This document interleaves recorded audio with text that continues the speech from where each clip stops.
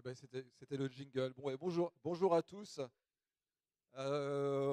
Merci de venir me voir pour cette conférence sur l'UX, sur l'expérience utilisateur. Laissez-moi juste me présenter rapidement pour ceux qui ne me connaissent pas. Donc, je m'appelle Olivier Sauvage. Je suis fondateur et directeur d'une agence d'expérience utilisateur qui s'appelle Experience, qui est basée sur la métropole lilloise. Et je suis également blogueur, donc il y a peut-être pas mal de gens qui me connaissent sous le pseudo de Capitaine Commerce, qui est un vieux blog où je parlais pas mal de e-commerce à une certaine époque. Et puis j'ai fait le tour de ma carte de visite. Pour terminer, je suis également fondateur d'une agence qui s'appelle Digitalis, qui est spécialisée sur les web analytics. Et je fais partie du bureau d'une association qui est le FLUPA, qui est la première association française et même francophone des professionnels de l'UX. Donc on a des antennes en France, mais aussi en Belgique, au Québec, en Suisse, etc. Et notre boulot, c'est de faire la promotion de l'expérience utilisateur. Donc l'expérience utilisateur qui est un peu mon sujet de prédilection, si je puis dire. Alors, je vais commencer par un tableau, ce n'est pas souvent le cas, parce que j'aime pas tellement les chiffres, vu que l'expérience utilisateur, c'est plutôt de la psychologie. Mais là, je suis tombé sur cette donnée, cette étude qui est sortie il y a une semaine ou deux, qui nous montre une projection extrêmement intéressante de ce qui est en train de se passer. Alors, je vais essayer de ne pas trop bouger, on m'a dit de ne pas bouger. De ce qui est en train de se passer dans le domaine du e-commerce aux États-Unis. Alors, dans les tendances de l'UX, j'aurais pu vous parler des enceintes vocales. J'ai fait un petit déjeuner il n'y a pas longtemps sur le sujet. Il y aura un livre blanc qui sera publié prochainement sur notre blog. Vous pourrez le télécharger gratuitement. Là, je vais vous parler vraiment beaucoup d'un sujet qui est de plus en plus important, qui est déjà très important pour beaucoup d'entre vous, mais qui l'est de plus en plus, et surtout qui est en train d'atteindre presque une apogée, ou en tout cas un début d'apogée aux États-Unis. On a là les chiffres de projection des ventes en e-commerce, en retail uniquement, aux États-Unis. Et c'est extrêmement intéressant de voir une chose, c'est que le e-commerce mobile est sur le point de rattraper le e-commerce sur ordinateur classique. Ça veut dire que, a priori, à Noël, cette année, il y aura plus de commandes sur téléphone mobile que sur ordinateur. Et ça, c'est la première fois, depuis que le mobile est apparu, que le mobile va faire plus de ventes sur téléphone que sur ordinateur. Alors, j'espère que vous comprenez bien ce que ça veut dire, parce qu'aujourd'hui, sur mobile en France, le taux de conversion est très très faible par rapport au taux de conversion qu'on trouve sur un ordinateur. Et il y a tout un tas de raisons à ça. Et a priori, c'est en train de changer vraiment fondamentalement. Aux États-Unis, les gens vont commander plus sur un téléphone mobile que sur un ordinateur.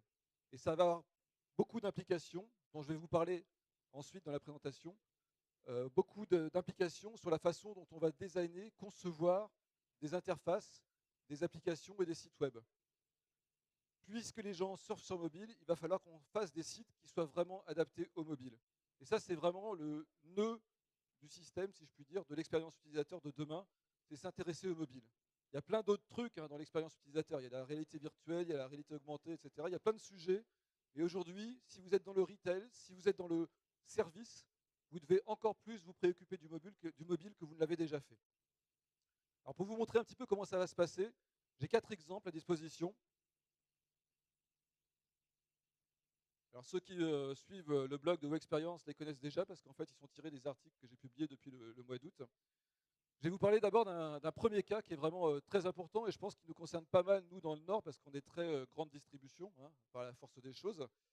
Et évidemment, je pense que chez des gens comme chez Auchan et d'autres boîtes du même acabit, on regarde beaucoup ce qui se passe aux États-Unis, notamment le combat qui a lieu en ce moment entre Walmart et Amazon, qui sont vraiment les deux géants du e-commerce aujourd'hui.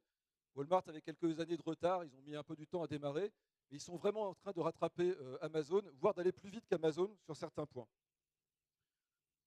J'ai fait une magnifique capture d'écran de la page d'accueil du site de Walmart. Qu'est-ce qui s'est passé en avril de cette année? Walmart a fait une refonte complète de son site. Alors le site de Walmart, c'est peut-être pas aussi gros qu'Amazon, mais c'est quand même très très gros.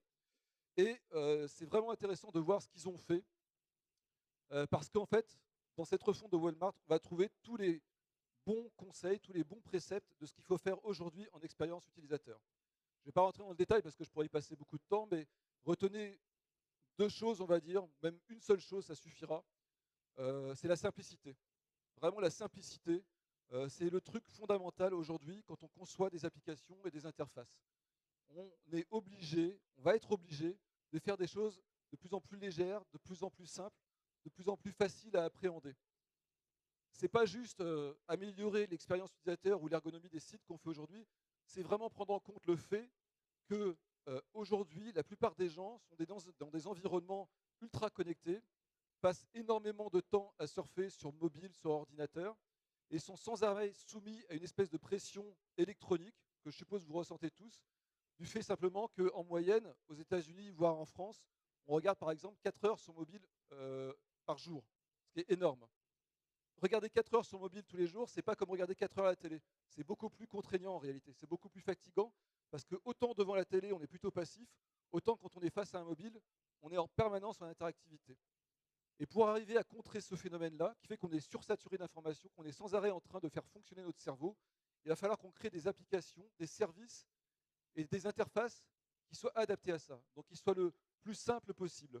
Alors simple ne veut pas dire sacrifier la qualité ni la quantité d'informations ni la qualité des services, ça veut dire arriver à faire des interfaces où on ne voit pas trop de choses à l'écran. Donc là, je vous ai juste montré la page d'accueil de Walmart, mais j'aurais pu aller plus loin, vous montrer par exemple la fiche produit. Et en avril, vous aviez ici la fiche produit de Walmart, comparée-la à celle d'Amazon pour le même produit. Vous voyez la quantité d'informations qu'on va trouver sur Amazon et qu'on n'a plus sur Walmart. Alors faites le test, hein, vous pouvez aller voir encore aujourd'hui, ça fonctionne encore très bien. Les deux sites sont pas. Le site de Walmart a été entièrement mis à jour, celui d'Amazon pas encore. Mais vous allez pouvoir comparer. Sur Amazon, il y a énormément d'informations, que ce soit sur mobile, que ce soit sur desktop. Et le problème, ce n'est pas le fait qu'il y ait trop d'informations, c'est qu'elle est trop visible. Il y en a trop. Donc quand vous voyez un pâté de texte comme ça, aujourd'hui, c'est juste plus possible. Parce que les gens, ils n'ont pas de temps à perdre. Ils ne veulent pas lire tout ça. Ils veulent aller droit au but. Il faut que ça aille vite. Ils n'ont pas le temps. Et c'est d'autant plus vrai que comme la plupart des gens aujourd'hui achètent et vont acheter sur mobile, si vous mettez ça sur mobile, bah, ça ne fonctionne pas du tout. Donc aujourd'hui, ceux qui ont vraiment un coup d'avance, c'est eux, c'est Walmart. Et encore une fois, je n'aime pas les chiffres, comme je vous disais, mais allez vérifier par vous-même. Le premier trimestre et le deuxième trimestre de Walmart ont été excellents sur les ventes en e-commerce. Alors, sans doute en partie grâce à cette refonte de site, mais pas que, je vous rassure. Mais en tout cas, l'ergonomie avait un vrai rôle à jouer là-dedans. Et la preuve que tout ça, c'est pas du flan, c'est que la semaine dernière, vous pouvez aller vérifier aussi vous-même, vous l'avez peut-être déjà même constaté, Amazon a aussi refondu entièrement sa page d'accueil. Et devinez quoi? Eh ben, ils sont partis dans la simplicité. Si vous prenez la page d'accueil, la nouvelle page d'accueil d'Amazon aux États-Unis et en France, vous verrez, vous avez quasiment plus que des photos. Il y a beaucoup d'espaces blancs. On ne voit plus de prix, on ne voit plus de texte. Tout a été simplifié de manière à alléger complètement, visuellement, la charge cognitive qu'on transmet aux utilisateurs. Donc ça veut dire que demain, la plupart des sites de e-commerce et de services vont devoir arriver à transformer leurs interfaces de manière à ce qu'il y ait toujours autant d'informations et de services, et de manière à ce qu'on ait l'impression que tout ça soit beaucoup plus léger, beaucoup plus simple. Ça, c'est des premières tendances. Il y en a d'autres. Et on va toujours rester aux États-Unis, bien sûr, pour comprendre ce qui se passe. Et une autre tendance vraiment importante, c'est la personnalisation. Alors je sais que la personnalisation, on en parle depuis pas mal d'années. Il y a beaucoup de solutions, il y a beaucoup de prestataires en France qui proposent des solutions de personnalisation. Mais je pense qu'on n'a pas encore pris toute la mesure de ce que ça veut dire dans l'expérience utilisateur, la personnalisation. La personnalisation, ça ne veut pas simplement dire personnaliser les prix pour un utilisateur. Ça ne veut pas simplement dire personnaliser le merchandising. Ce n'est pas que ça. La personnalisation, c'est vraiment fournir des interfaces, des produits, des applications qui soient vraiment personnalisées pour moi et qui me permettent de gagner du temps dans ma recherche de produits. Si vous prenez l'interface de Netflix, que vous connaissez sans doute tous, et je vais passer rapidement cette page d'accueil, je ne sais pas pourquoi j'ai mis ça, je vais passer directement sur celle-là. Si vous prenez l'interface de Netflix, je suppose que vous la connaissez. Je ne sais pas s'il y a beaucoup de gens qui sont... Alors j'ai posé la question à l'envers, est-ce qu'il y a des gens qui ne sont pas abonnés à Netflix ou qui ne connaissent pas Netflix? Ça fait 1, 2... Ah ouais, quand même, c'est plus que ce que j'avais imaginé, mais bon, tant mieux. En tout cas, pour ceux qui connaissent Netflix, je suppose que vous avez déjà remarqué que l'interface est très personnalisée. Vous n'avez quasiment jamais la même ordonnance de produits dans la page, que ce soit sur votre mobile, sur votre télé ou sur votre ordinateur. Ça change. Vous avez des propositions de valeur, les grandes tendances, les trucs qui ont été le plus vus, ce que vous avez aimé, ce que vous êtes en train de regarder, etc. C'est de la personnalisation. Mais là-dessus, ok, rien de neuf. Amazon le faisait déjà depuis longtemps avec le retail. Ce qui est nouveau, et ce qu'on va commencer à voir de plus en plus dans des sites comme ça, et aussi pourquoi pas dans le retail, c'est de la personnalisation carrément des médias. Là, je vous présente les différentes vignettes de la série Stranger Things que vous pouvez voir sur Netflix. En fait, Netflix passe son temps à analyser votre comportement sur leur site, à analyser ce que vous regardez, à analyser les films que vous ne regardez pas ou les choses que vous aimez. Et en fonction de ça, ils vont générer des vignettes différentes, en fonction de l'heure de la journée, en fonction de votre parcours, etc. Et ces vignettes, elles vont être adaptées à votre profil en tant qu'utilisateur. Alors, quels sont les critères qui définissent ce profil? Je suis sûr que même les gens de Netflix ne le savent pas exactement parce que c'est basé à partir d'intelligence artificielle. Mais ce que vous pouvez voir, c'est que en fait, en fonction de vos goûts, par exemple, si vous aimez beaucoup Ghostbusters, vous aurez sans doute la vignette qui se trouve au milieu à droite pour vous attirer. Mais non seulement pour vous attirer, mais pour vous faire gagner du temps. Parce que si vous voyez la vignette de droite et que vous aimez Ghostbusters, dans votre tête, inconsciemment, vous allez vous dire, tiens, ça m'intéresse. Donc votre choix va être accéléré. Et ça, c'est vraiment important. Parce que ce qu'il faut bien comprendre aujourd'hui, si on reprend le cas de Amazon et de Walmart, c'est qu'aujourd'hui, on a trop de choix. Je ne sais pas s'il y en a qui connaissent parmi vous le livre de Barry Schwartz qui s'appelle The Paradox of Choice. Est-ce que vous savez qu'en fait, aujourd'hui, le choix tue le choix, comme dirait un ancien président de la République française. Enfin, il parlait d'autres choses, mais peu importe. Avoir trop de choix, ça vous empêche de choisir. Et aujourd'hui, on est toujours tous face à ça. Vous faites une recherche sur Amazon, vous faites une recherche sur n'importe quel site, vous avez toujours 40, 50, 60 propositions. Comment vous faites humainement pour choisir parmi ces réponses? C'est juste impossible. Donc pour nous aider, il y a la personnalisation. Et c'est typiquement ce qu'est capable de faire Netflix, de guider nos choix, de guider notre regard vers les choses dont ils pensent qu'on sera intéressé par elles. Alors, je vous concède que ce n'est pas facile à faire et que ceux qui connaissent bien Netflix, à mon avis, sont comme moi, passent beaucoup de temps avec leur télécommande à chercher des séries qui les intéressent parce qu'on a l'impression qu'il n'y en a jamais assez. C'est vrai, mais bon, en tout cas, ils travaillent à améliorer cet état de fait-là. Donc ça, c'est la personnalisation.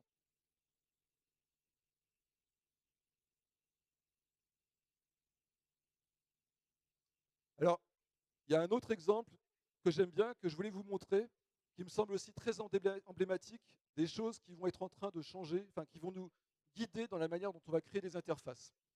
J'avais écrit un article il y a un mois ou deux sur mon blog. Je crois que j'avais titré comment rendre simple, agréable et fun un site quand on est ennuyeux et que ça intéresse personne. Je ne sais pas s'il y en a parmi vous qui connaissent ce site qui s'appelle Lemonade. Lemonade, c'est un assureur qui est basé à New York, qui est hyper spécialisé uniquement sur l'assurance habitation. Ils font que ça. Et il faut vraiment aller voir ce site, alors notamment sur mobile. Je vous conseille vraiment de le tester sur mobile. Pourquoi? Parce qu'ils ont vraiment créé entièrement une nouvelle expérience utilisateur de souscription à l'assurance en ligne.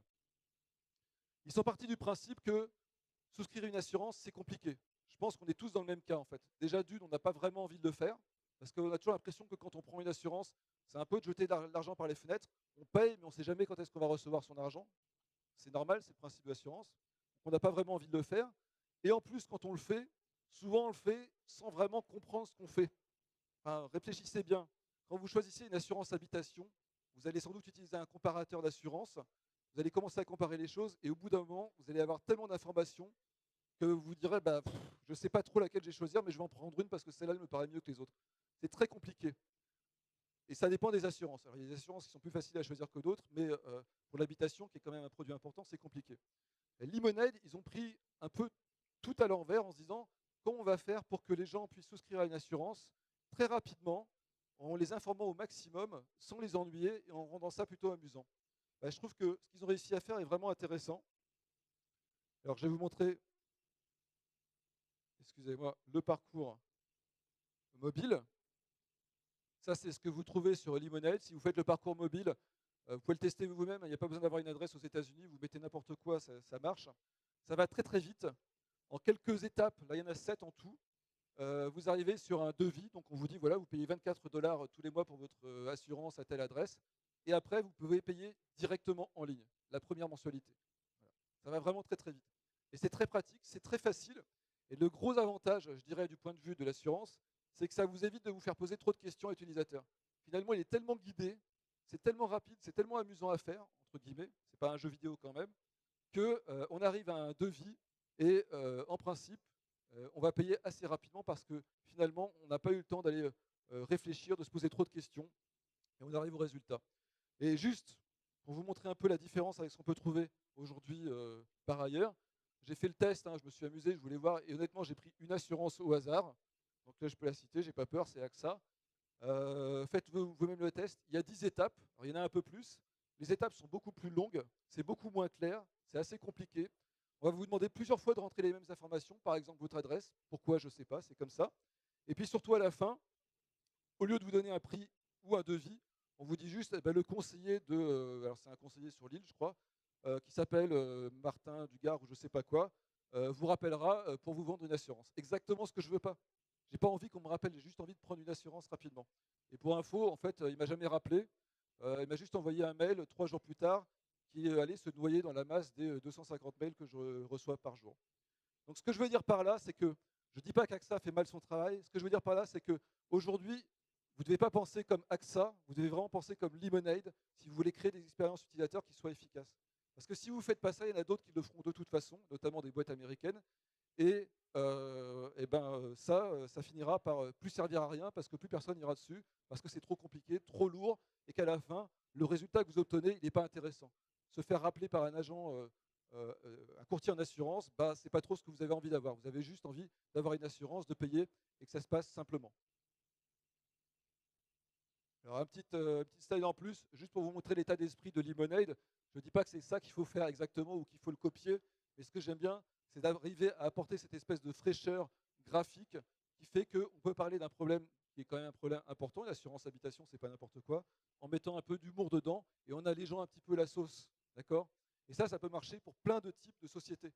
Ça peut marcher pour la banque, évidemment. Ça peut marcher pour l'achat et la vente de véhicules automobiles, etc., etc. Donc cet exemple, il est vraiment, vraiment intéressant à aller voir.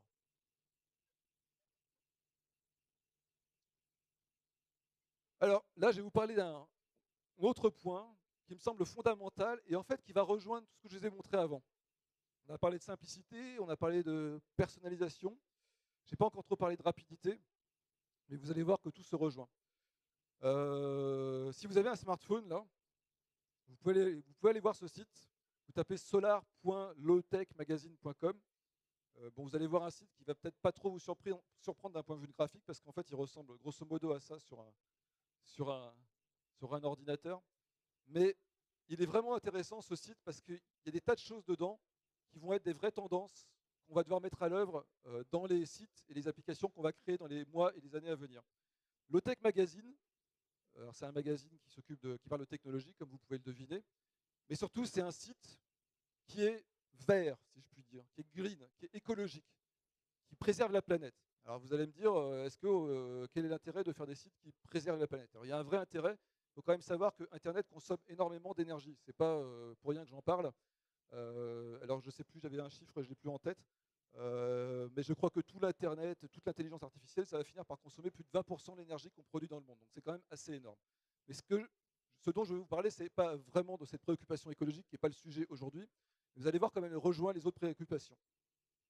Lowtech, c'est un site qui est fait en HTML, CSS. Il n'y a rien d'autre dessus. C'est que des pages en dur. C'est un site qui est hébergé sur un serveur qui est alimenté par une batterie solaire. Donc c'est un site qui n'est pas toujours disponible. Il y a des moments où il s'éteint parce qu'il n'y a pas assez de soleil. Alors pour info, le site il est hébergé à Barcelone, dans un appartement chez un particulier. Mais ce qui est intéressant là-dedans, c'est ce concept de se dire, aujourd'hui on a un vrai problème.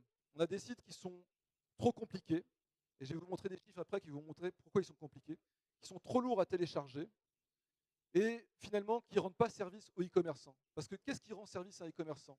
C'est des sites simples, comme on a vu tout à l'heure, c'est des sites qui sont amusants, qui sont faciles à comprendre, et c'est aussi des sites qui sont très rapides à télécharger. Or, il se trouve que plus un site est simple en termes de design, plus il est conçu de manière à envoyer le moins d'informations possible à la fois, plus il est conçu pour que les interactions soient rapides, etc., plus il va tendre vers quelque chose comme ça. Alors, ce n'est pas une orientation graphique que je suis en train de vous donner, ce n'est pas à ça que ressembleront tous les sites de demain. Ce que je veux dire, c'est que demain, tous les sites vont devoir tendre vers ça. Ça, c'est quoi? C'est le poids des pages des sites internet depuis, je ne sais plus quelle année, 2007, c'est ça? Non, 95 jusqu'à 2014. Là, on est en 2018 et je peux vous garantir que les sites ont encore pris du poids depuis. En fait, il s'est passé un phénomène extrêmement bizarre depuis quelques années.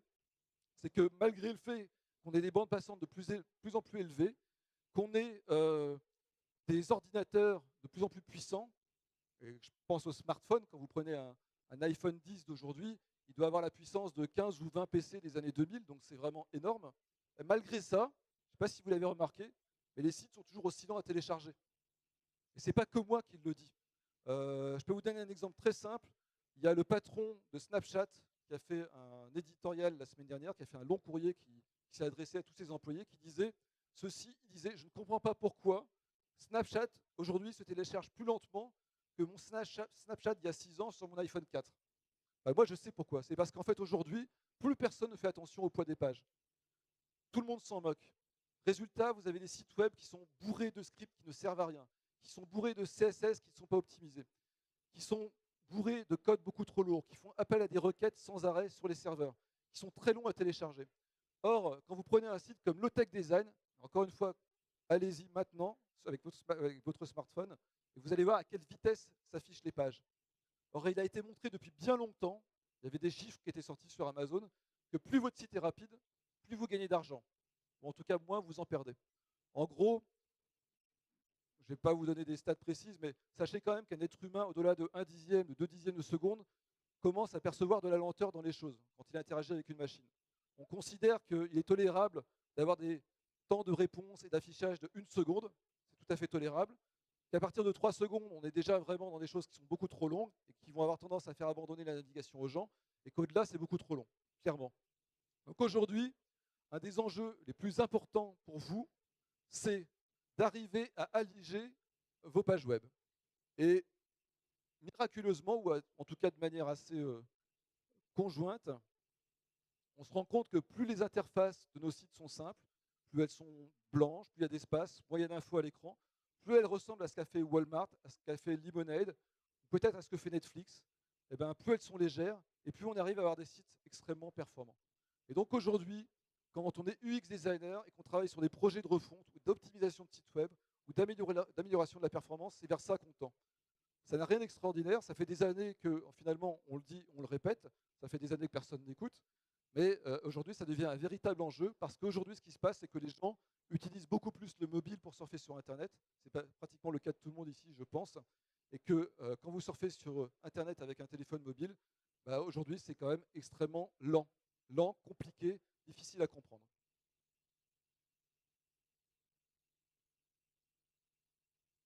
Bon, je vais terminer en prêchant pour ma paroisse. Il y a une chose qui est aussi extrêmement importante et qui vient finalement en plus de tout ce que je vous ai dit, c'est que quand on fait de l'expérience utilisateur, il y a une chose qui est centrale et qui va par-dessus tout ce que je vous ai dit. Cette chose-là, elle est vraiment importante parce que beaucoup de gens encore aujourd'hui la négligent. Alors, ça a beaucoup changé depuis 2-3 ans en France, mais on est encore dans un pays où beaucoup de gens considèrent que faire des sites web, faire des programmes, faire des interfaces, c'est des choses qu'on conçoit intellectuellement sans vraiment faire appel aux utilisateurs en se disant voilà, j'ai la bonne idée, je développe le truc, je le mets sur le marché et je regarde si ça marche. Ça, c'est vraiment quelque chose qu'il faut oublier absolument. Pour ceux, je ne sais pas s'il y en a beaucoup ici qui utilisent Snapchat. Il y en a qui utilisent Snapchat ici? Est-ce qu'il y a des gens de plus de 30 ans qui utilisent Snapchat ici? Ok.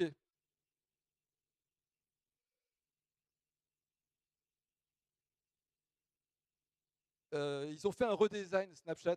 Je ne sais pas si vous vous souvenez, c'est en avril. Et on en a beaucoup parlé pour une bonne raison. Parce qu'en fait, ils sont complètement plantés.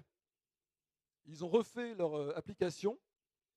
Et comme l'a expliqué le CEO de Snapchat, alors j'ai oublié son nom, j'ai une très mauvaise mémoire des noms, il l'a dit lui-même dans cette fameuse longue lettre dont je vous parlais tout à l'heure, qu'il a envoyée à tous ses salariés et qui a mystérieusement fuité dans la presse. Il a expliqué qu'il s'était vraiment planté en avril pour une raison très très simple en fait. Il s'était dit on va modifier Snapchat, on va l'améliorer alors pour telle ou telle raison, etc. Et en fait, ils ont créé une nouvelle interface et cette interface, elle a été créée en oubliant totalement, alors presque totalement, j'exagère, les utilisateurs. En fait, ils avaient besoin d'améliorer leurs produits, ils le savaient. Ils sont sous une pression commerciale qui est extrêmement forte. Ils sont en concurrence permanente avec Instagram, sachant qu'Instagram passe son temps à pomper ce que fait Snapchat. Donc ils ont besoin toujours d'avoir un coup d'avance. Et là, ils sont allés trop vite et ils se sont plantés. À partir du moment où ils ont fait la refonte de Snapchat, ils ont perdu 3 millions d'utilisateurs par jour, ce qui est énorme, évidemment. Alors évidemment, c'est Snapchat, tout le monde n'est pas logé à la même enseigne. Je peux vous souhaiter tous que d'arriver à ce niveau-là, mais ce n'est pas évident. Mais ce qui est important, et ce que disait ce monsieur dont j'ai toujours oublié le nom, ce qu'il disait, c'est que vraiment, l'erreur qu'ils avaient faite à ce moment-là, c'était de ne pas écouter leurs utilisateurs. C'était vraiment de dire, voilà, on va faire comme ça, on va améliorer le service comme ça, on va foncer et on va avoir plus de gens, on va gagner plus d'argent, etc. Ils sont vraiment plantés. Et ça, c'était le dernier point que je voudrais rajouter par rapport à ce que je vous ai dit avant. Ce n'est pas une tendance, c'est juste un truc qu'il faut tout le temps faire et que aujourd'hui, beaucoup de gens oublient encore trop. C'est que vous pouvez toujours faire des interfaces très très simples, vous pouvez toujours faire des interfaces très très légères, vous pouvez très très bien travailler, mais si vous ne prenez pas en compte ce que vivent vos utilisateurs, si vous ne testez pas vos applications et vos interfaces, il y a de fortes chances que vous vous plantez. Parce qu'on vit dans un monde où aujourd'hui, personne, mais vraiment personne, n'est capable de créer un site, une application, sans tester auprès d'utilisateurs. Et si vraiment vous ne faites pas ça, vous allez vous tromper. Et je peux vous dire que le cas est vraiment courant. J'ai vu suffisamment de gens qui se sont trompés parce qu'ils pensaient qu'ils avaient la bonne idée, ils pensaient qu'ils étaient bons dans le web, et je suis sûr qu'ils étaient très bons légitimement, mais ils n'ont jamais fait appel à leurs utilisateurs. Donc ça, c'est la chose essentielle que je tenais à vous rappeler parce qu'elle compte vraiment dans le métier qu'on fait.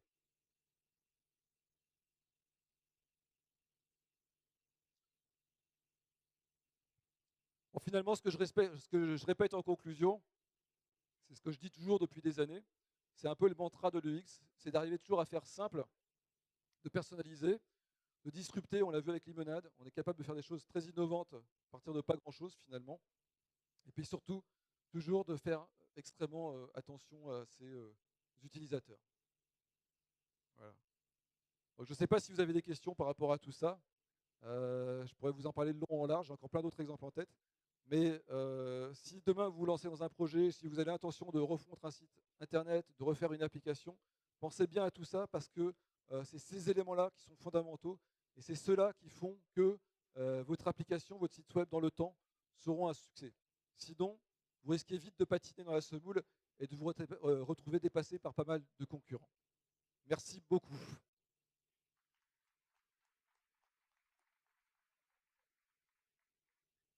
On a pas mal de temps, donc je peux prendre quelques questions sur ces sujets-là ou d'autres, hein, bien sûr. Ok, ça fait toujours plaisir. Bon, bah écoutez, en attendant, je vous souhaite une bonne fin de salon, une bonne journée et à très bientôt. Merci beaucoup.